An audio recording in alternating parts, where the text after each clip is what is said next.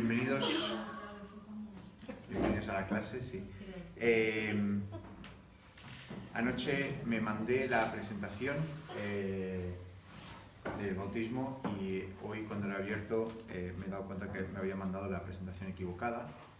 Entonces esta la he creado en unos minutitos aquí. Entonces es un poco sosa, ¿vale? La otra era más bonita. Pero a mí, no sé, siempre me gusta ver algo, ¿no? Y quizás para la esquemática pues va bien poder verlo también. Así que básicamente son los puntos que vamos a ir tocando y ya está, ¿vale? Muy bien, pues vamos a comenzar con una palabra de oración y comenzamos el tiempo. Señor, te damos muchísimas gracias por este día. Gracias ahora por este tiempo de clase que podemos tener. Gracias por tu palabra, que podemos indagar de ella y también podemos aprender y aplicarla en nuestras vidas. En el nombre del Señor Jesús. Amén. Amén. Bueno, pues hoy vamos a estar hablando acerca de el bautismo. La semana pasada hicimos así la pausa con Cristian y Carolina. Y entonces vamos a estar mirando específicamente algunas cosas acerca del bautismo, contestando algunas preguntas. Por ejemplo, ¿quién debe bautizarse? ¿Cómo se debe hacer?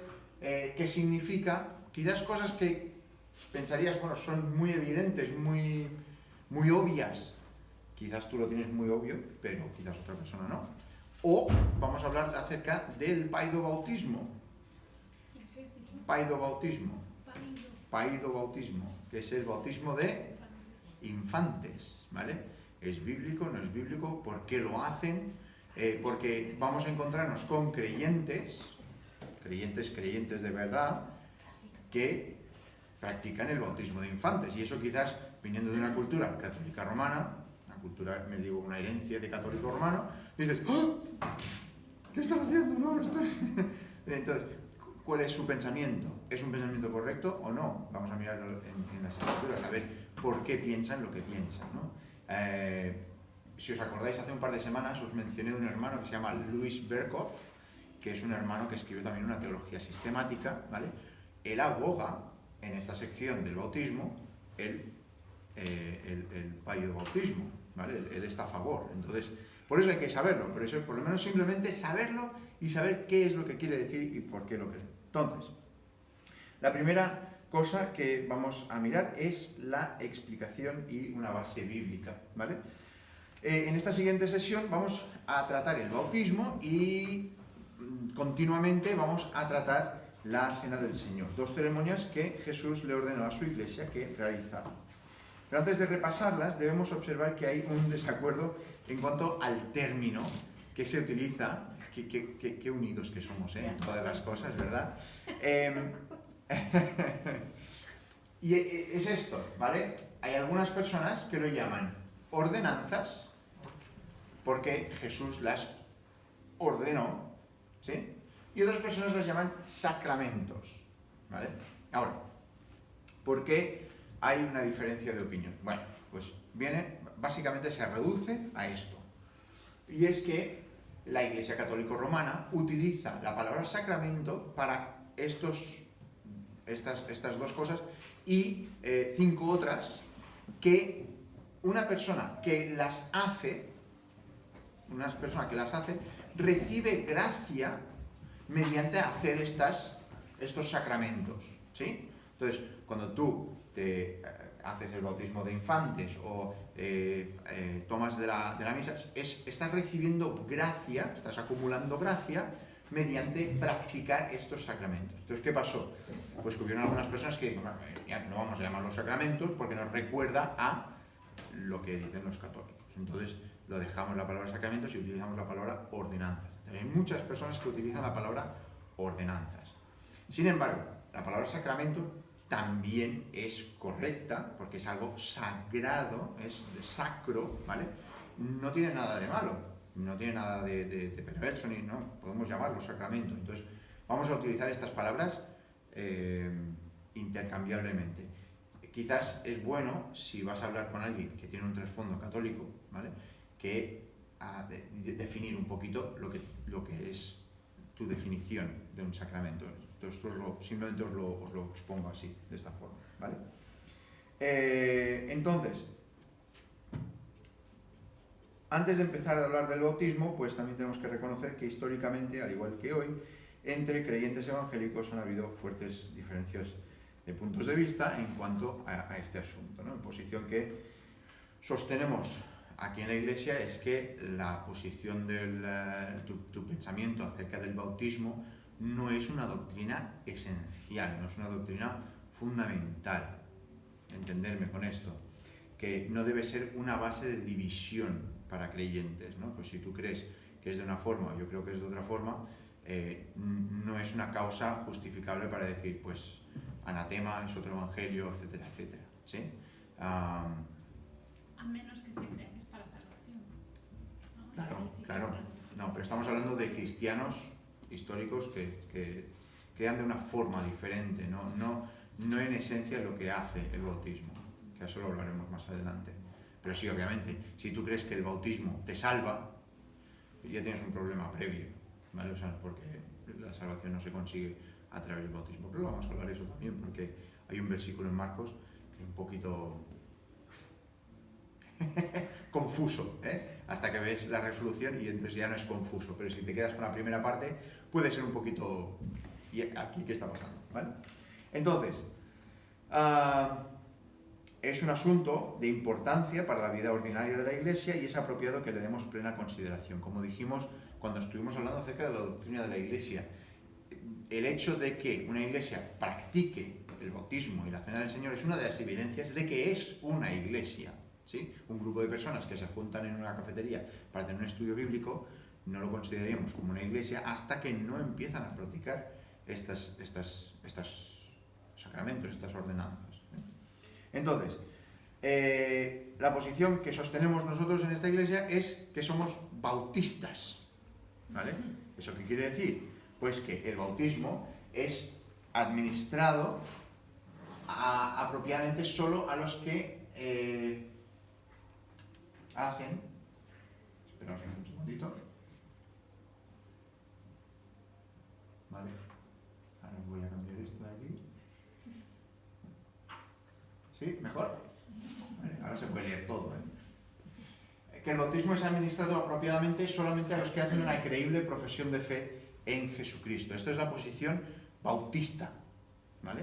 Esto es la posición bautista. No vamos a mirar a las decenas de las otras, ¿vale? No vamos a meternos en esto.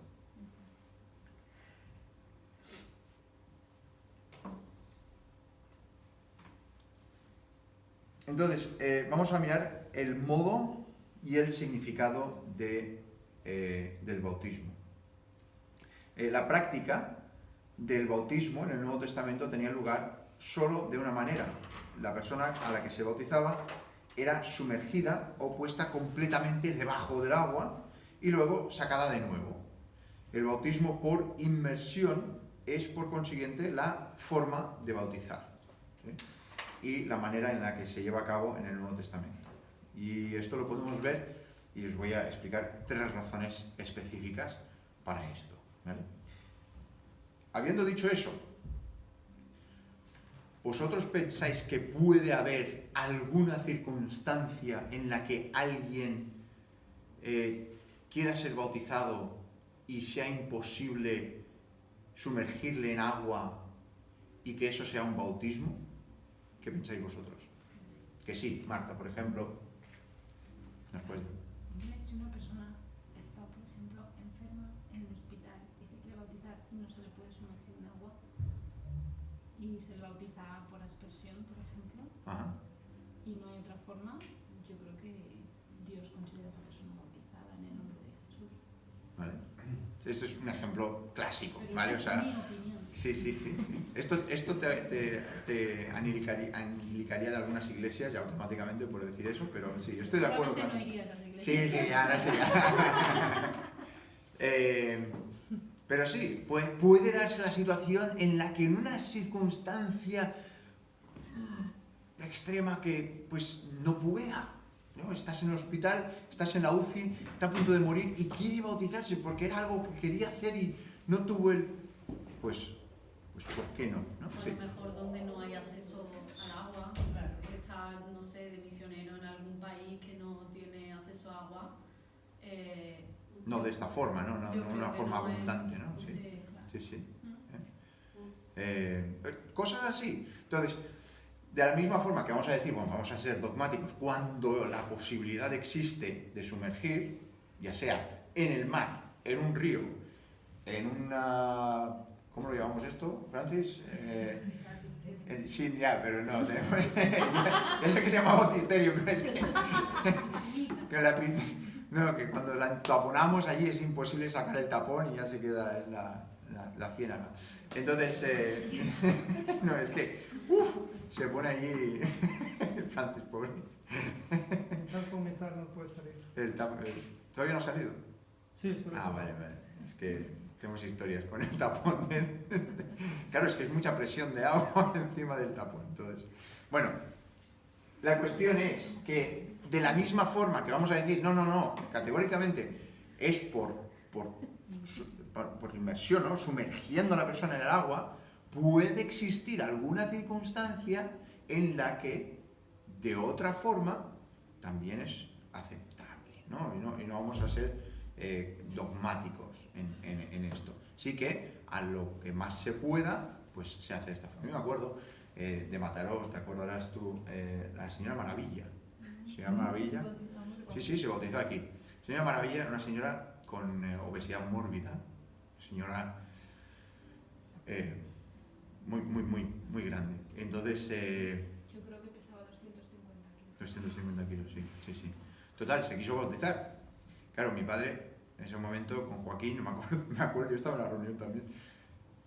¿Cómo lo hacemos? Porque claro, si se la echa para atrás, una persona no la puede volver a levantar, ¿no? Entonces yo me acuerdo que se metieron como 4 o 5 varones dentro del bautisterio y la ayudaron a levantarse otra vez. Y se hizo, ¿no? Y se pudo bautizar de esta forma, ¿no?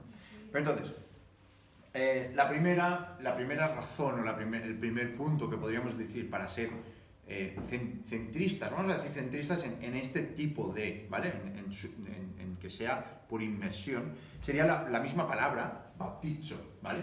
La palabra bautizo en griego literalmente significa sumergir, hundir, inmergir, sumir, o sea, no tiene mucho secreto, ¿vale?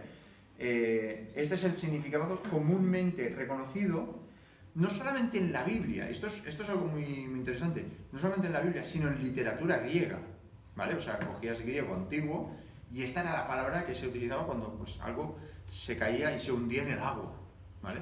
Y esta es la palabra que se utilizaba.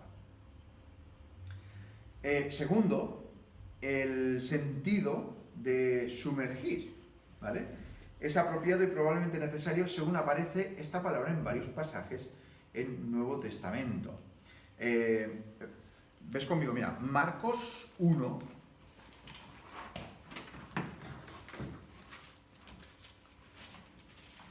Marcos 1.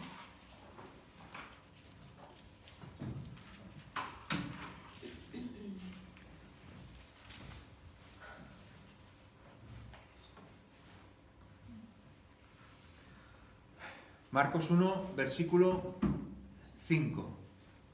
¿Sí? Marcos 1, 5 dice: y salían a él toda la provincia de Judea y todos los de Jerusalén y eran bautizados por él en el río Jordán, confesando sus pecados. Y dices, bueno, Josué, ¿esto qué quiere decir? ¿Cómo puede ser sumergir? Bueno, porque la palabra es en, no al lado de, ¿vale? Es específicamente una palabra que el texto griego, la palabra en, es dentro de, ¿vale? Es en el río Jordán. Si miras el versículo 10, y luego, cuando subía del agua, vio abrirse los cielos y al Espíritu como paloma que descendía sobre él. Otra vez lo mismo. Tenemos aquí, cuando Jesús fue bautizado, subió del agua, esta palabra es ek, que es salir fuera de.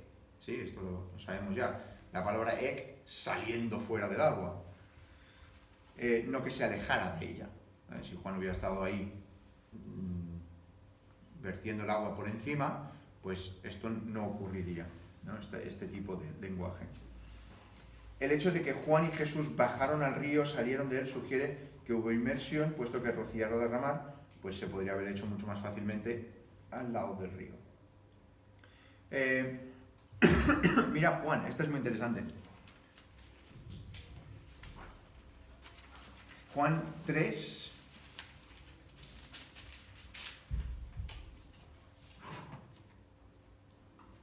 Juan 3:23. Juan bautizaba también en Enón, junto a Salim, porque había allí muchas aguas y venían y eran bautizados, ¿vale? No te hace falta muchas aguas, a menos que vayas a meter a gente dentro de las aguas, ¿sí? Así que quizás te parece muy obvio, pero pues ayuda, ¿no? Estos versículos, pues los que vemos aquí, ¿vale? Si os acordáis también el eunuco, ¿no? Estaban yendo en el carro, aquí hay agua. Bueno, quizás habían pasado por otros sitios donde había agua, pero no había mucha agua para que se pudiera meter. ¿Os acordáis del centurión, ¿no? El capitán, cuando fue para lavarse de la lepra, ¿vale? Estaba sumergiéndose también. Ya sé que no es el bautismo nuevo testamentario, pero tenemos ahí la imagen de que este hombre se estaba lavando ritualmente, ¿no? Y esa era la imagen. Entonces, tercero, quizás más importantemente, quizás tendríamos que haber puesto a esto al revés, ¿no? Pero es el simbolismo de la unión con Cristo, ¿sí? El simbolismo de la unión con Cristo en su muerte, en su sepultura y resurrección, parece requerir el bautismo por inmersión, ¿no? Tenemos en Romanos 6,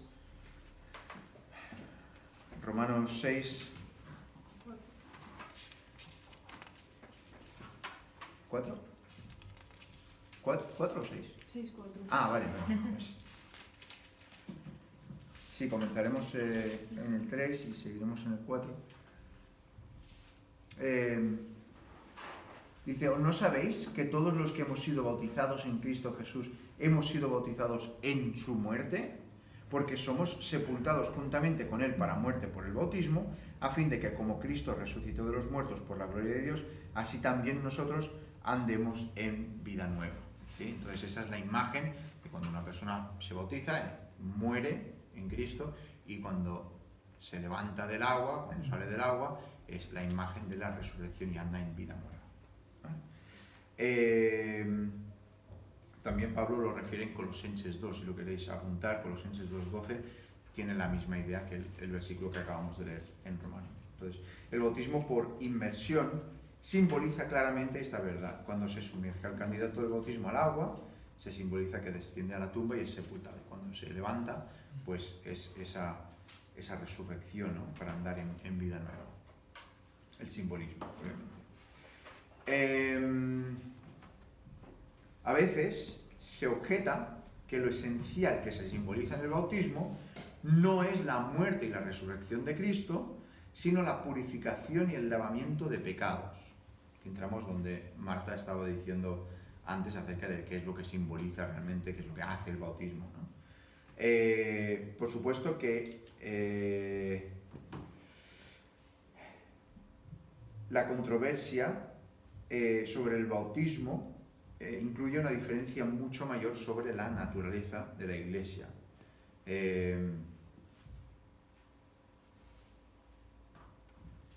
Perdón, esto no está aquí. Cuando una persona es bautizada, ¿se le lava los pecados o no se le lava los pecados? No. ¿Qué es el bautismo? Quizás tendríamos que haber empezado por ahí. ¿Qué es el bautismo? Es un símbolo. ¿Qué es la cena del Señor? Es un símbolo. Hace algo. Ahora veremos que sí que hace algo, pero no hace lo que se piensa que se hace, ¿vale?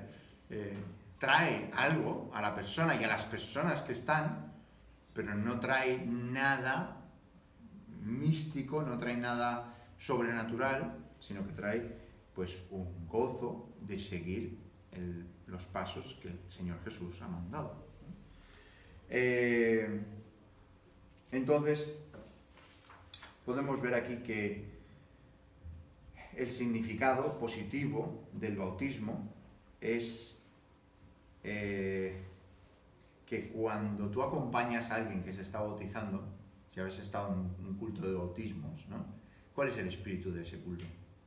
Es de gozo, ¿no? Es de alegría, es de poder disfrutar con esa persona que está tomando este paso de seguir al Señor y nos animamos con ellos, ¿no? Estas verdades nos dan la posibilidad de darle gloria a Dios, de tener un tiempo de alabanza, y esto es una ocasión de bendición para el cuerpo de Cristo. Entonces, como os dije, íbamos a tener problemas aquí. ¿A quiénes se debe bautizar? Bueno, pues el patrón que se revela en varios lugares en el Nuevo Testamento es que se debe bautizar solo a los que han dado una profesión creíble de fe. A este criterio a menudo se le llama bautismo de creyentes, puesto que sostiene que solo los que han creído en Cristo, o más precisamente los que han dado una evidencia razonable de creer en Cristo. Entonces, yo no sería, ¿cómo se llama esto? No sería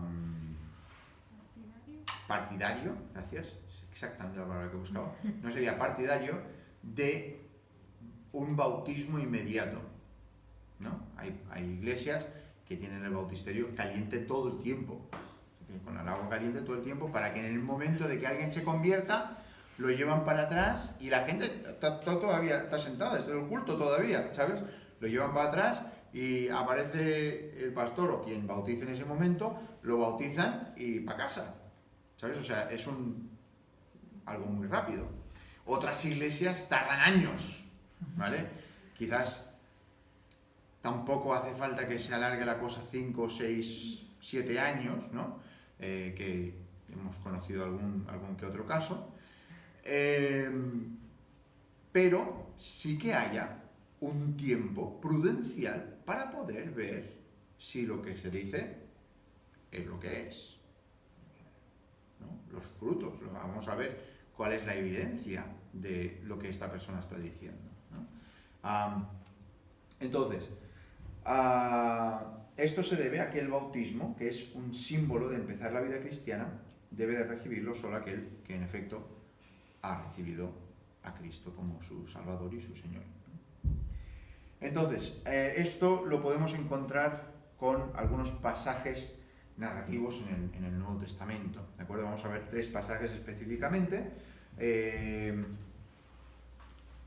Vamos a mirar Hechos 2, 41, si alguien lo quiere leer. Hechos 2,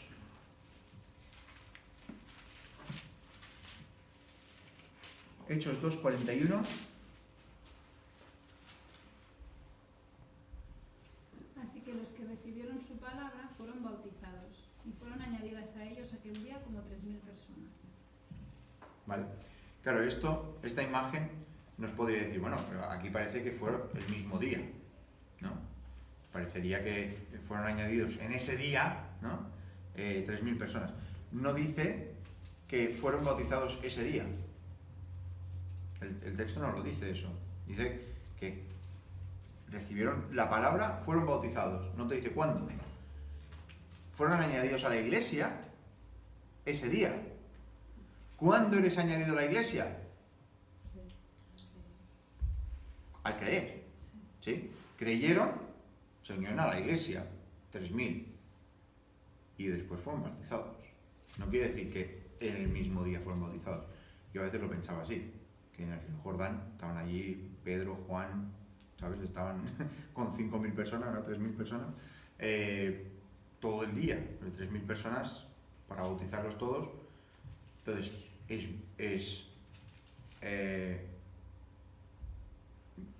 es entendible, claro, si tú piensas que para poder formar parte de la iglesia tienes que estar bautizado, ¿sí?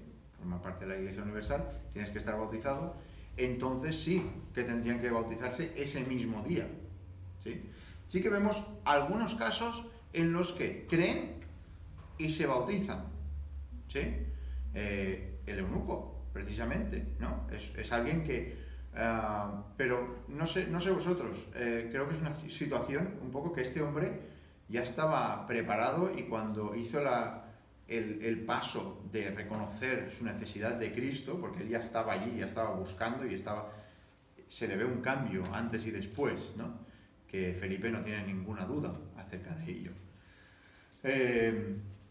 Entonces, vemos aquí que precisamente este pasaje que tenemos ahora en Hechos 8:12 es el del eunuco, que nos habla de esto. Cuando creyeron a Felipe, que les anunciaba las buenas nuevas del reino de Dios. Perdón. Esto es cuando predicó el Evangelio en Samaria. Hechos 8. Perdón.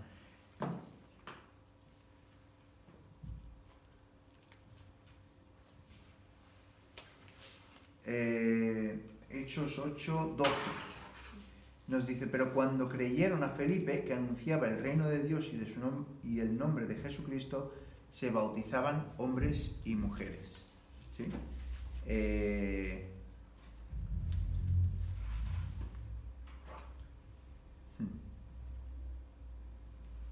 Sí, es muy bueno esto. Que Simón, ¿os acordáis de Simón el mago, no? Dice aquí, y también creyó Simón mismo, y habiéndose bautizado, estaba siempre con Felipe, y viendo las señales y grandes milagros que se hacían, estaba atónito, ¿no? Así que tenemos aquí otro ejemplo de grupos de personas que creen y después se bautizan. Ahora, ¿cuánto tiempo pasó entre una cosa y otra? No lo sabemos. O sea, bien, no lo sabemos. ¿Puede darse el caso de que hubiera algún momento que se hiciera una cosa muy seguida de la otra? Pues sí, ¿vale? ¿Eso es la regla que vamos a tomar hoy en día? Yo no lo recomendaría. ¿Voy a criticar a alguien que lo haga? No. Porque, pues sí, ellos harán cuentas de lo que está pasando. Pero sí que es preferible, porque precisamente estamos hablando de que es un acto para una persona que sea realmente creyente, de que haya una confianza de que esa persona realmente es creyente.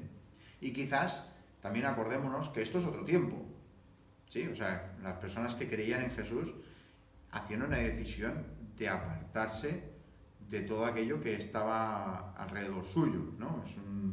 No era una decisión de, pues voy a probar a ver qué tal. Seguro que alguno quizás lo hacía así, pero no lo sé, ¿vale? Es su posición. Eso es, si queréis marcarlo como su posición. Y después Hechos 10.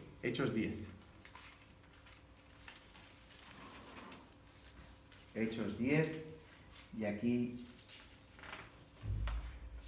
Una cosa. Sí.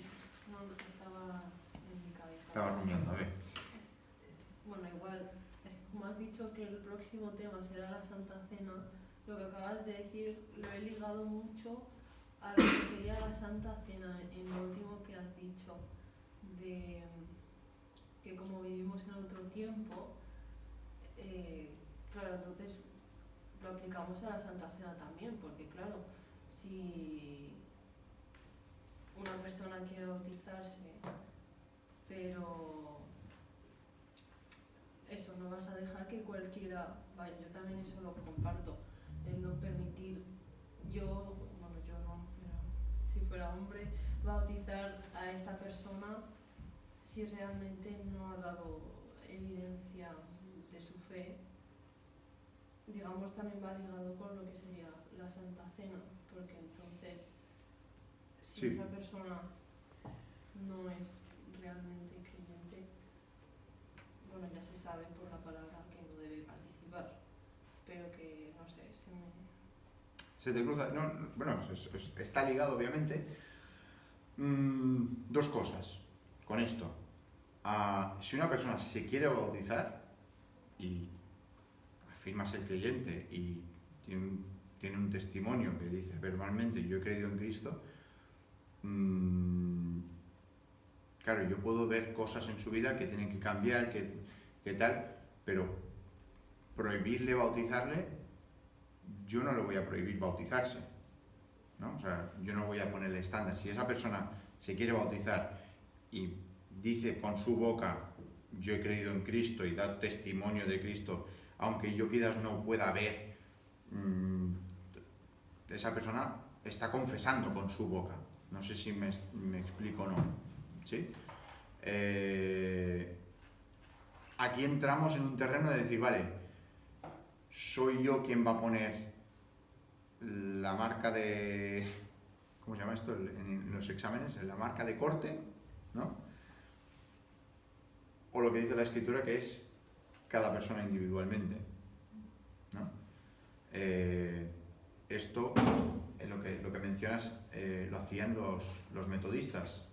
No sé si alguna vez lo habéis oído esto, ¿no? Pero los metodistas con John Wesley hacían esto. Iban de la iglesia, iba el pastor, los diáconos y tal, iban a visitarte a tu casa durante la semana para preguntarte acerca de tu vida devocional, para preguntarte de tu vida de oración, para preguntarte si habías pecado, si habías...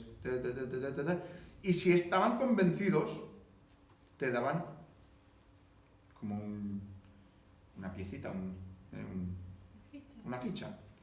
Y cuando ibas el domingo a la iglesia, quien tenía ficha podía participar de la Santa Cena. Si no tenías ficha, no participabas de la Santa Cena, ¿no? No, claro, yo hablo de la responsabilidad de la persona que está en ese momento bautizando. ¿Qué es eso? No vas a bautizar a cualquiera, digamos. Tienes que ver que realmente es lo que dice ser. Porque, claro, no sé.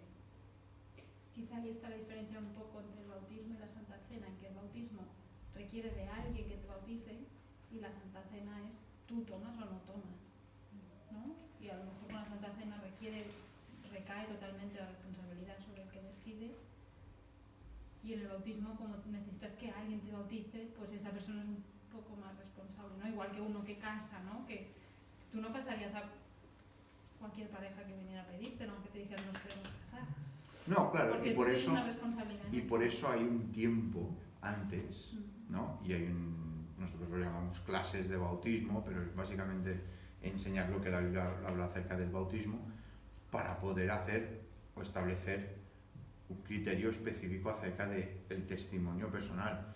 Claro, yo tampoco me he dado con el caso de que alguien se quiera bautizar y esté convencido de que quiera bautizarse y que diga que es creyente y no haya ninguna evidencia, ¿sabes? O sea,